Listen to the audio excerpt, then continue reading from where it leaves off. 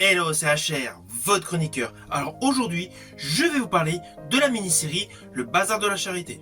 Mini-série sortie en 2019, réalisée par Alexandre Laurent et produite par TF1 et Netflix.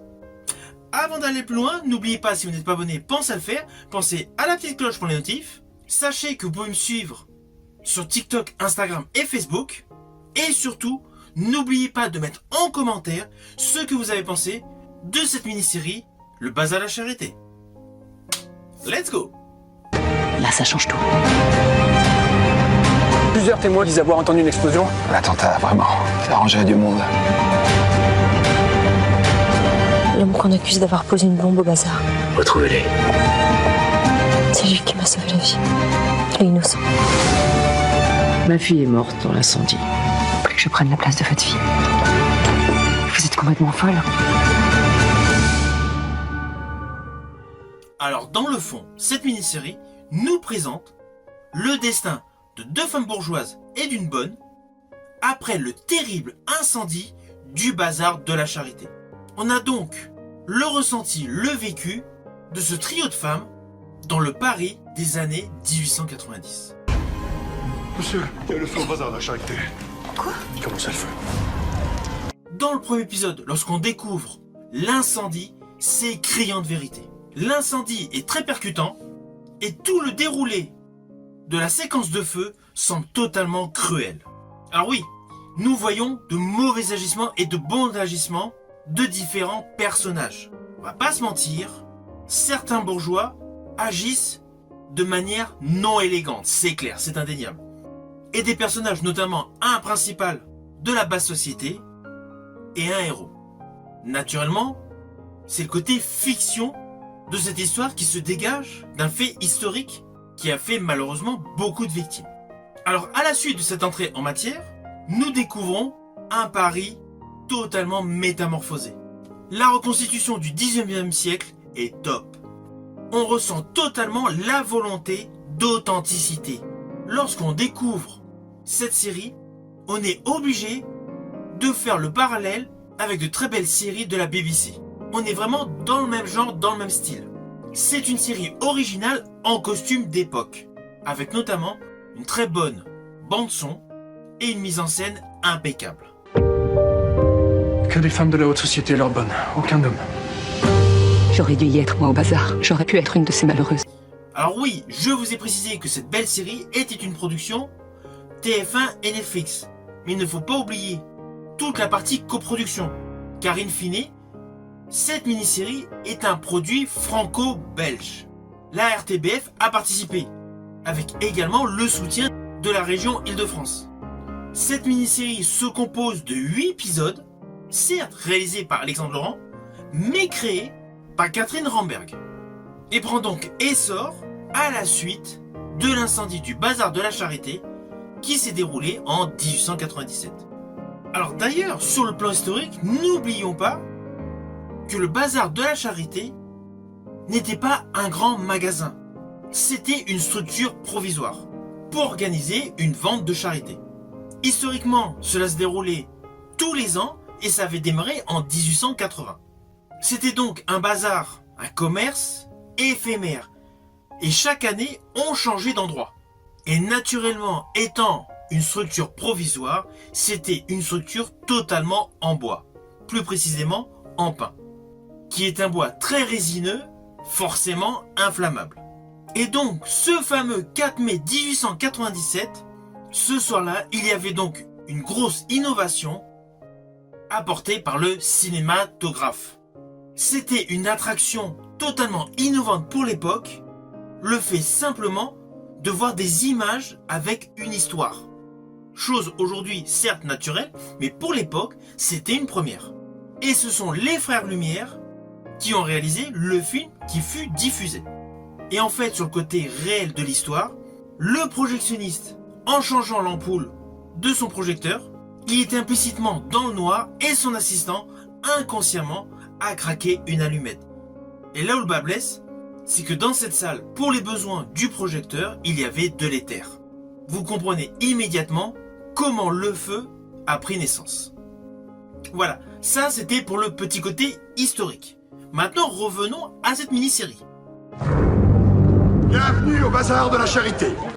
Alors cette mini-série a le mérite d'innover totalement avec une histoire féministe. Ce qui est d'ailleurs une très bonne surprise pour une série de telle envergure. Ainsi, le trio féminin faisant figure de proue de ce programme précise la réelle place qu'avaient les femmes à cette époque-là. On réalise qu'elle était totalement secondaire par rapport aux hommes. Et justement, cette série met ce fait en avant.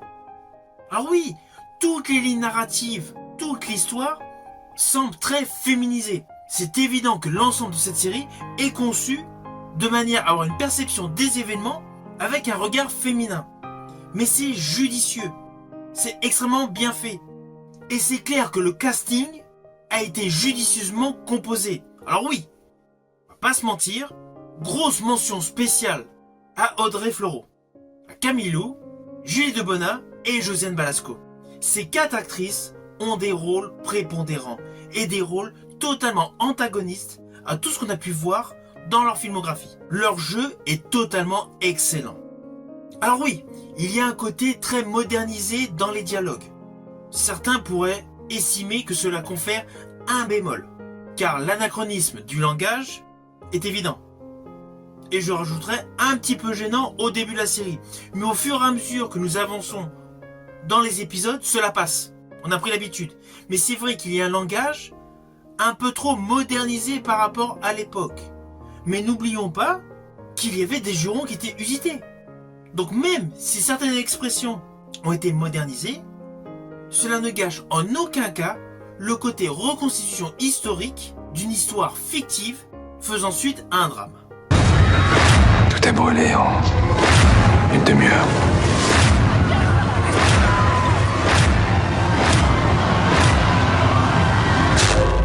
Alors me concernant, il y a quelques scènes que j'ai particulièrement aimées et surtout extrêmement touchantes.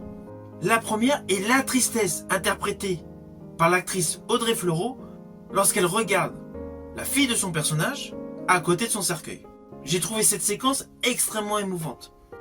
Naturellement, la scène où la petite fille trouve le petit message dans la volière est toujours par rapport à la petite fille qui a elle également du talent lorsqu'elle est, alors je sais plus dans quel épisode c'était, je crois que c'était le 5, je crois le 4 ou le 5, lorsqu'elle est retrouvée dans le parc par des gamins. On sent la petite peur, la petite crainte ressentie par cette gamine. Je me suis dit, punaise, elle a beau être jeune, la mise en scène est certes bonne, mais le talent de l'enfant est là. Et il y a une autre scène que j'ai particulièrement aimée, et lorsque le petit garçon avec son bateau réalise totalement que ce n'est pas sa mère qui est devant lui brûlée, le fait comprendre à la jeune femme qu'il a compris que c'était pas sa mère, mais joue le jeu. Cette passation d'émotions entre la femme maquillée brûlée donc et l'enfant, j'ai trouvé cela parfaitement réalisé.